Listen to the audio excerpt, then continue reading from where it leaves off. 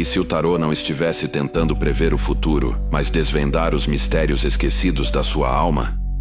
Carl Jung via o tarô como um espelho simbólico, uma linguagem secreta entre você e o inconsciente. Não era superstição. Era psicologia profunda. Para Jung, cada carta do tarô é uma chave arquetípica, e o tarô, nesse olhar, se transforma num mapa vivo da psique. Imagine o louco, a carta 0 do tarô. Ele caminha à beira do abismo, sorrindo, sem saber que está prestes a mergulhar em si mesmo. Carl Jung diria: esse louco é você, quando começa a ouvir a alma, porque o tarô não se lê com os olhos, ele se escuta com o inconsciente. Talvez você tenha pensado que o tarô era só um oráculo. Talvez até tenha achado que Jung era cético demais para tocar nisso. Mas e se for justamente o contrário? E se Carl Jung enxergasse no tarô a expressão mais pura da linguagem simbólica da alma? E se o tarô fosse, na verdade, uma mandala viva criada para guiar você no processo de individuação? Jung dizia que os símbolos do inconsciente têm uma inteligência própria, e o tarô, com suas imagens arquetípicas, fala essa língua esquecida. Você já sentiu que uma carta do tarô sabia o que você estava vivendo? Já teve a sensação de que não era acaso? Era sincronicidade? Então me conta, qual carta do tarô te marcou mais profundamente? Escreve nos comentários. Talvez Carl Jung já estivesse ouvindo essa resposta antes mesmo de você virar a carta. Capítulo 1. O chamado das imagens perdidas.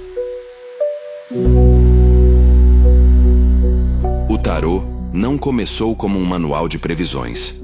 O tarô nasceu como imagem, e toda imagem é uma ferida aberta no tempo. Carl Jung sabia disso.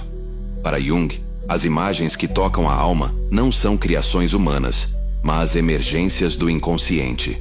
Por isso, quando você olha para uma carta do tarô, não é apenas você olhando. Algo dentro de você também é olhado. O tarô age como um espelho invertido. Não reflete seu rosto, reflete sua profundidade. Carl Jung chamaria isso de símbolo vivo, aquele que carrega uma energia que não pode ser explicada, apenas sentida.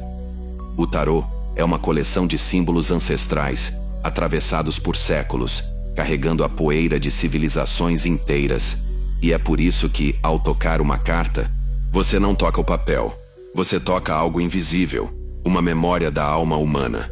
Jung nos lembra que o inconsciente coletivo guarda imagens que não nasceram com você, mas que vibram dentro de você, como se sempre estivessem ali.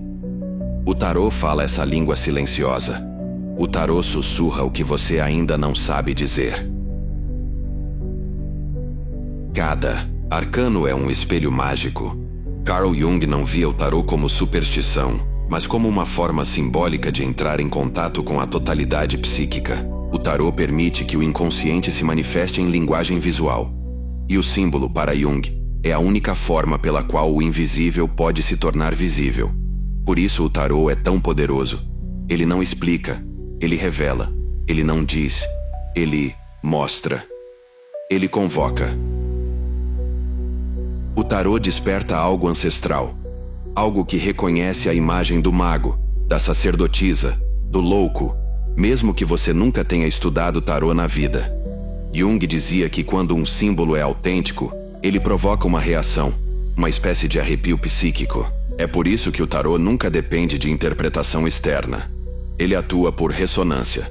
Carl Jung compreendia que todo símbolo é um campo de energia emocional. O tarô vibra nesses campos. Muitos pensam que o tarô é um mapa. Mas para Jung, o tarô é o território. Ele não aponta o caminho. Ele é o próprio chão por onde a alma caminha. As imagens não são metáforas. São presenças psíquicas que tocam camadas de nós que esquecemos de ouvir. Por isso o tarô é ritual. Por isso Jung dizia que símbolos precisam ser honrados e não traduzidos. O tarô é honrado quando é contemplado com o coração. Ao olhar para uma carta do tarô, você está olhando para dentro. E quando você sente que aquela imagem diz algo que você ainda não sabe dizer, Carl Jung diria: esse é o momento em que o inconsciente bate na porta da consciência. E é aí que a jornada começa. Porque o tarô não nos dá respostas, ele nos entrega portais. Você se lembra da primeira vez que uma imagem simbólica falou diretamente com você? Foi um sonho, uma carta, um silêncio? Compartilha com a gente. Capítulo 2. Arquétipos. Carl Jung acreditava que todo ser humano nasce com uma estrutura invisível dentro de si. Um código simbólico que antecede a linguagem, a cultura, a família. Ele chamou isso de arquétipo. E o tarô é uma das manifestações mais puras desse código. O tarot para Jung é como um antigo livro sem palavras, onde cada carta é uma página do inconsciente coletivo. Quando você olha para o tarô, você não vê o futuro. Você vê quem você é quando os espelhos desaparecem. Os arquétipos são formas eternas.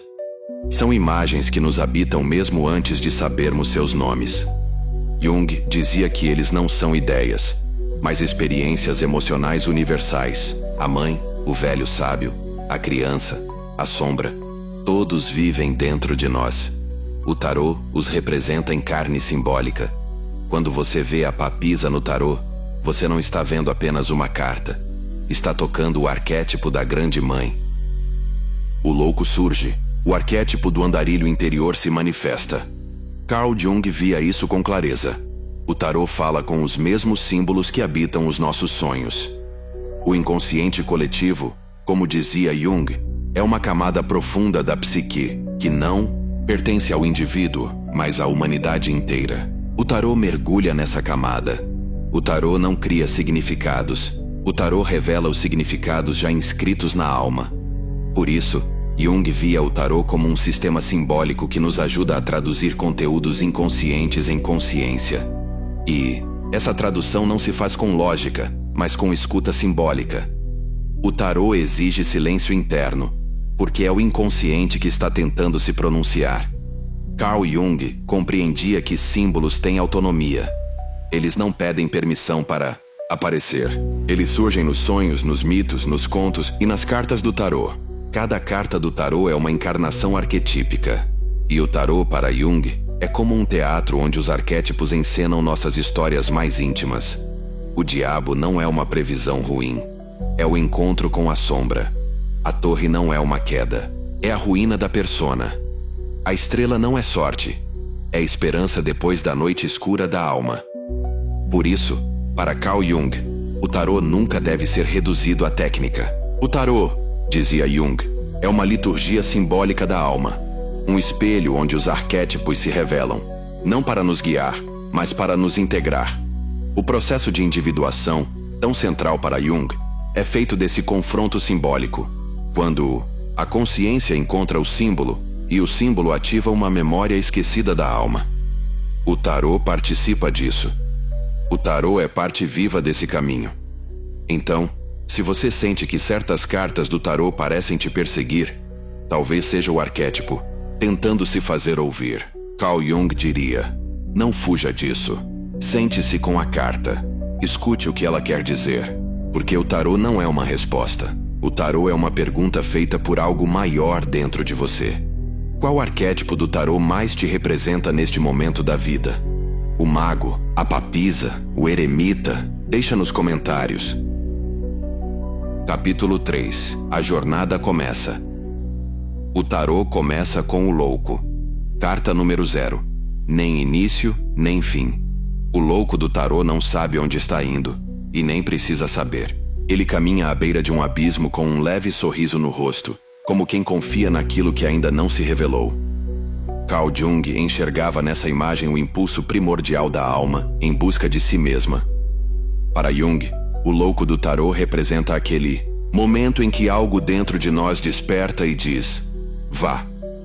Não há garantias, só há movimento. O louco carrega uma pequena trouxa. Nela estão os fragmentos do que ele foi, os restos de identidades antigas que já não servem. Jung diria que o louco é aquele que começa o caminho da individuação, o processo de tornar-se aquilo que se é, não aquilo que esperam que sejamos. O tarô simboliza esse processo com uma imagem simples, mas poderosa.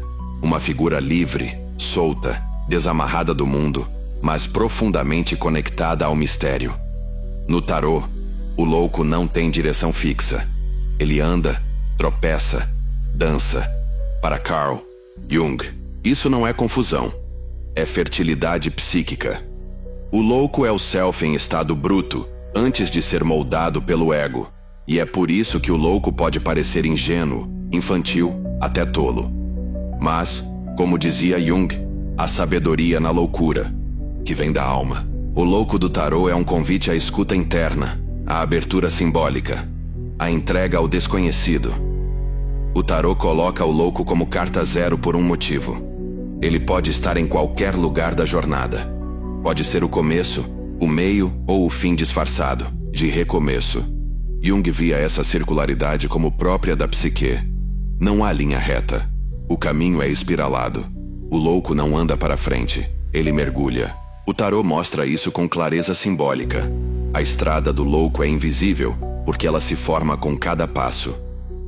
Quando você tira o louco em uma leitura de tarô, Carl Jung diria: algo em você está pronto para quebrar o roteiro.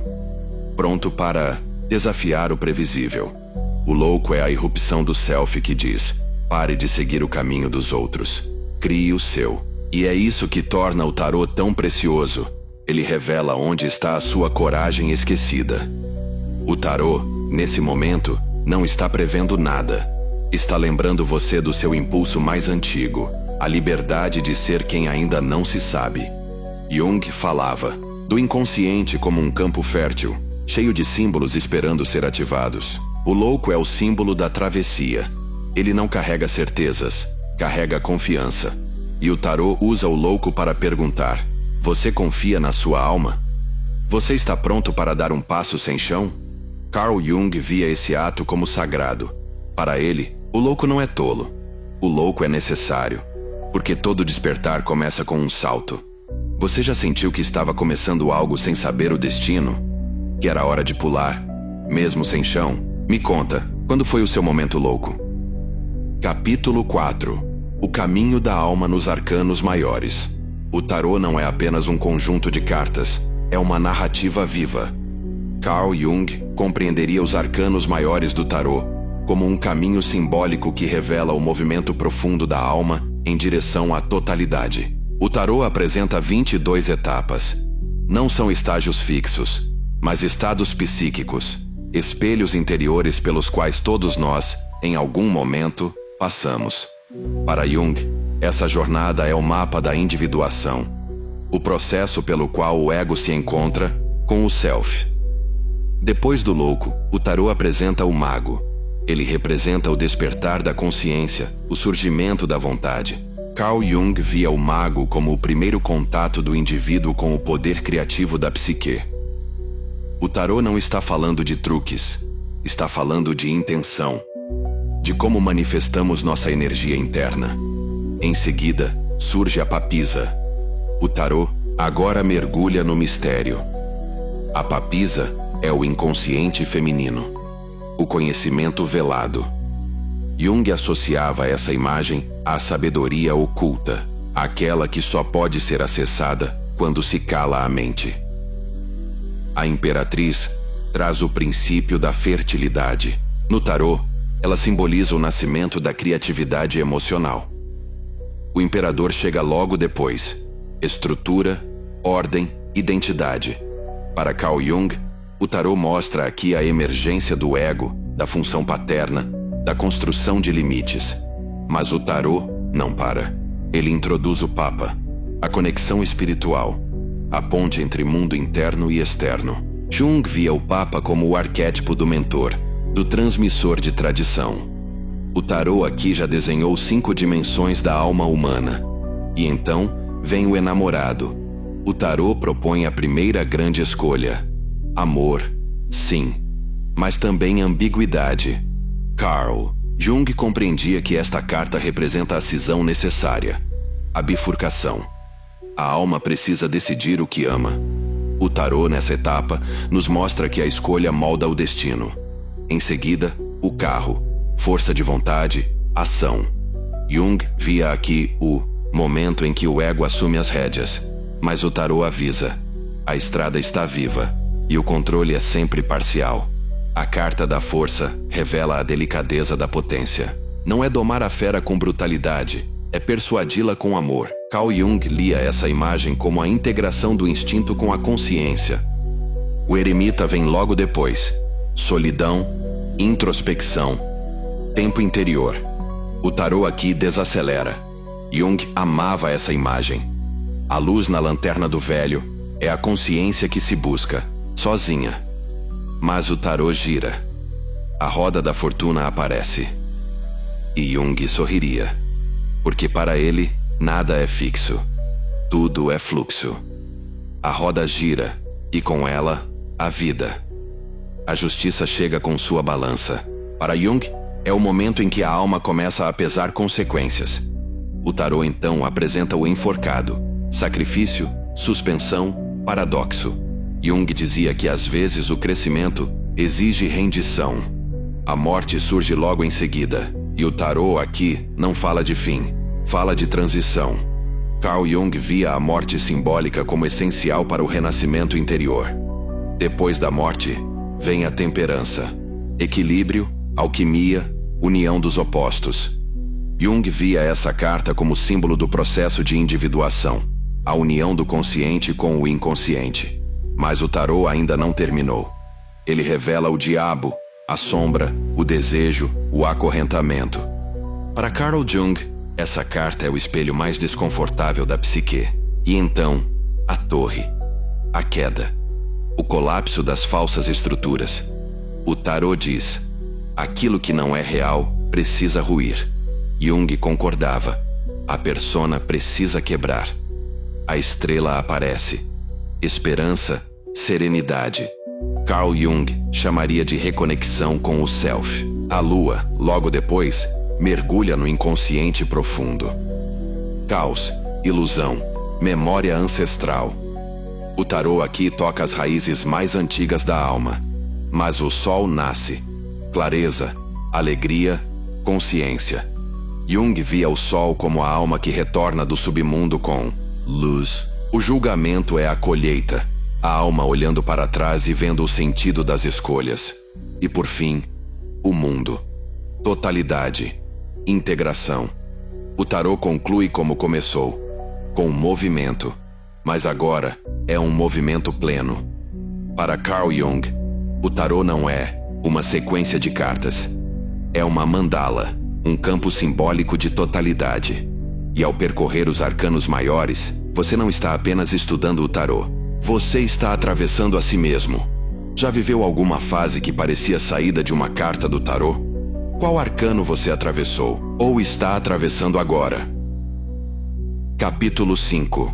Encontros com a sombra. Toda jornada simbólica passa por um vale escuro. O tarô sabe disso. Carl Jung sabia disso. Há cartas que ninguém quer tirar. E paradoxalmente, são essas as cartas que mais nos revelam. O tarô não esconde a sombra. O tarô a apresenta. E Jung nos ensinou. Tudo aquilo que não é trazido à consciência retorna como destino. O tarô coloca o diabo no nosso caminho. Correntes, desejos, instintos, vícios. Mas Carl Jung nos lembra. O diabo não é o mal. É a parte de nós que foi banida da luz. O tarô nos mostra que somos nós que seguramos as correntes. O diabo só aparece quando estamos prontos para ver onde nos acorrentamos a nós mesmos. Jung chamaria isso de confronto com a sombra pessoal. Aquele material, emocional não aceito, mas pulsante. Depois o tarô ergue a torre. O raio cai. A estrutura desaba. Jung não teria medo dessa carta. Ele compreenderia que a torre representa o colapso necessário das falsas personas. Tudo aquilo que você construiu para agradar, esconder ou se proteger, um dia não aguenta mais. O tarô mostra isso com uma imagem. A máscara cai, e Carl Jung dizia que só se pode encontrar o self real quando a persona se quebra. E aqui o tarô nos testa. A carta da morte não fala de fim literal. Ela fala de transição profunda. Carl Jung enxergava a morte, simbólica como uma exigência da psique. Algo precisa morrer para algo novo nascer. O tarô não está avisando que algo vai acabar. O tarô está perguntando do que você precisa se desprender para poder viver. O enforcado é outro espelho inquietante. No tarô, ele aparece de cabeça para baixo, suspenso, em pausa, em sacrifício voluntário. Para Jung, essa é a imagem da entrega necessária, da suspensão do controle. O tarô nos lembra que há momentos em que parar é o único movimento possível. O enforcado, para Carl Jung, representa a alma que aceita o sofrimento como parte da transmutação. E então, vem a lua. E o tarô mergulha. A lua é densa, líquida, ancestral. Ela representa o inconsciente mais profundo. Os medos, as ilusões, os ciclos emocionais que não entendemos. Carl Jung amava a lua. Para ele era o símbolo do caos fértil, do inconsciente em ebulição. O tarô a coloca ali para dizer: você precisa se perder um pouco para encontrar o que é real. Todas essas cartas assustam, mas para Carl Jung, elas são tesouros simbólicos, porque o tarô, ao revelar a sombra, dá à alma a chance de integrar o que foi rejeitado. Sem sombra, não há inteireza, e o tarô sabe disso. Ele não quer te agradar, ele quer te mostrar. Por isso, quando o tarô traz a carta que você teme, lembre-se, Jung dizia que aquilo que você mais evita, muitas vezes é o que mais precisa ser acolhido. A sombra não é o fim, é a porta. E o tarô, com sua coragem simbólica, é o guardião dessa porta escura que no fundo leva de volta à luz. Você já tirou uma carta que te assustou, mas que depois fez todo sentido?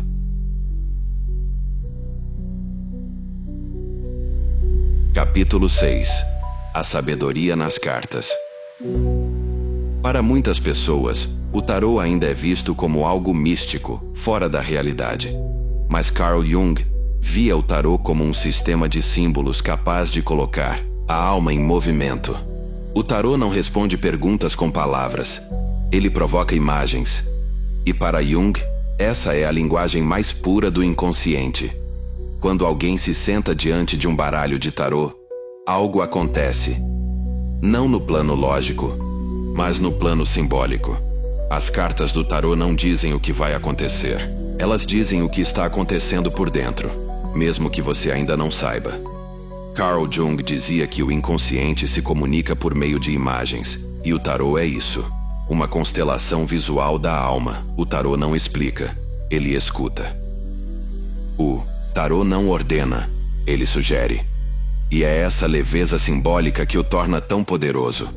Jung compreendia que o inconsciente não é um depósito de traumas, mas um reservatório de sabedoria profunda. E o tarô, nesse contexto, é como um tradutor psíquico. Ele torna visível o invisível. Ele desenha o que você sente, mas não sabe nomear. Toda carta de tarô é uma metáfora emocional. O tarô mostra o arquétipo, mas é o espectador que reconhece a própria história. E é aí que a cura acontece. Carl Jung dizia que a consciência nasce do encontro com o símbolo. Quando você vê uma carta e sente algo profundo, não racional, esse é o inconsciente tocando a superfície. O tarô não precisa ser entendido. Ele precisa ser escutado. Jung sabia disso. Por isso ele valorizava os rituais simbólicos. Eles permitem que o ego silencie e o inconsciente se expresse. O tarô cria esse espaço. Não importa se você acredita ou não, o tarô funciona porque ativa os campos simbólicos da alma. E é por isso que o tarô pode ser terapêutico, porque ele nos obriga a parar, a olhar, a sentir, a reconhecer. Carl Jung dizia que não há cura sem imaginação, e o tarô é pura imaginação simbólica em estado bruto. Cada carta é uma mandala, um pequeno espelho da psique, e ao refletir sobre ela você começa a se ver com mais profundidade. Não se trata de prever, trata-se de tornar-se. O tarô ajuda a alma a se ouvir, e quando a alma é ouvida, ela responde. Carl Jung compreendia que o sofrimento não é o fim. Ele é um convite ao mergulho. O tarô responde esse convite com imagem, com símbolo, com silêncio cheio de significado. Então, se alguma vez você se sentiu tocado por uma carta do tarô, Saiba que Jung diria que esse momento não é banal. É um ato sagrado de escuta interior. O tarô não ensina. O tarô desperta. Você já se sentiu compreendido por uma carta de tarô? Já viveu uma revelação profunda em uma leitura? Compartilha, se sentir. Capítulo 7. Sincronicidade, o oráculo interior. Existe um fenômeno misterioso que Carl Jung observou. Algo que acontece quando o tarô é lido com presença e entrega simbólica. Ele chamava isso de sincronicidade. E segundo Jung, esse é o instante em que o universo responde, não com lógica, com sentido. O tarô, nesse contexto, deixa de ser um baralho. Ele se torna um oráculo interior, uma ferramenta que permite que o inconsciente se manifeste no exato momento em que estamos prontos para escutá-lo. Carl Jung acreditava que a psique não está isolada do mundo. Há momentos em que uma imagem psíquica aparece em sonho, fantasia ou intuição, e no mundo externo, algo semelhante se manifesta. Não é coincidência. É sincronicidade. Quando você embaralha as cartas do tarô, você está ativando esse campo. Jung dizia que o inconsciente conhece padrões que o ego ainda não vê. E o tarô, sendo composto de imagens arquetípicas, torna-se o canal simbólico perfeito para que esses padrões se expressem. Quando a carta certa aparece na hora exata, não é mágica. Para Jung, é o inconsciente revelando o estado da alma e o universo participando disso. O tarô funciona não porque prevê o futuro, mas porque revela a verdade simbólica do presente. Carl Jung dizia que só se pode prever o futuro observando os padrões vivos do agora. E o tarô é exatamente isso. Um espelho que mostra a condição psíquica atual de forma tão precisa que muitas vezes o futuro já está ali, sussurrando. Sincronicidade é, para Jung, a linguagem que une o mundo interno e o mundo externo. E o tarô opera nessa união. Ao tirar uma carta, você não está escolhendo ao acaso. Você está se colocando num campo simbólico onde o inconsciente e o mundo externo se tocam. É por isso que uma única carta de tarô pode conter tudo aquilo que você precisava ouvir, como se tivesse sido feita para aquele momento, para aquele dia, para aquela dor. Carl Jung explicava que o afeto é o motor da sincronicidade. Só acontece quando há emoção verdadeira, quando algo em você pulsa. O tarô responde a esse pulso. Não é a razão que escolhe a carta, é o inconsciente. É o afeto que organiza o símbolo, é o sentido que convoca o acaso.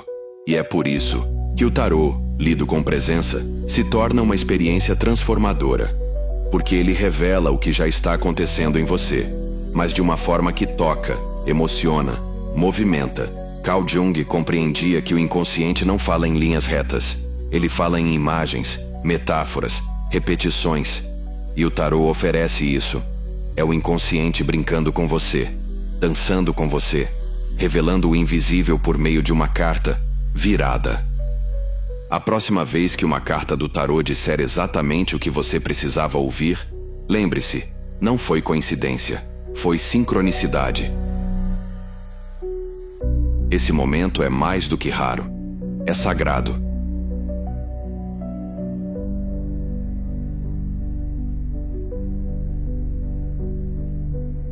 Capítulo 8. Tarô como ritual de individuação. Carl Jung dizia que o ser humano adoece quando se afasta de si mesmo. E curar-se é reencontrar o centro. Esse centro, Jung chamava de si mesmo. E o tarô, vivido como símbolo e não como superstição, pode ser um caminho até esse centro. O tarô não é apenas uma prática, é um ritual de individuação, um espelho sagrado que revela, passo a passo, o que a alma está tentando integrar. O tarô não é mecânico, não é técnico, não é neutro. Jung sabia que toda leitura simbólica é um ato de entrega. Quando alguém embaralha as cartas, quando coloca a mão sobre o baralho, quando fecha os olhos, o inconsciente começa a respirar junto. A mandala se forma, o campo simbólico se abre e o tarô começa a dançar com o self. Cada tiragem, então, não é uma resposta, é uma convocação. Carl Jung compreendia que os rituais são necessários porque a alma precisa de forma, de gesto, de imagem. E o tarô oferece tudo isso. Uma mesa, um corte, um símbolo, um silêncio. É nesse espaço ritual que o ego cede e o inconsciente fala. E quando o inconsciente fala, o processo de individuação se move. Para Jung, o self não surge como ideia. Ele surge como experiência interior, geralmente mediada por símbolos. O tarô oferece esses símbolos prontos, vivos, arquetípicos. Quando alguém tira a carta da estrela após a queda da torre, algo em sua psique compreende que ainda há esperança. Quando o enamorado aparece num momento de decisão, a alma é lembrada de que o amor exige escolha. Isso não é técnica, é rito, e o tarô é o altar onde esse rito acontece. Carl Jung não via o tarô como método divinatório. Ele via o tarô como ferramenta de escuta profunda. Cada carta é um ponto de contato entre o ego e o self.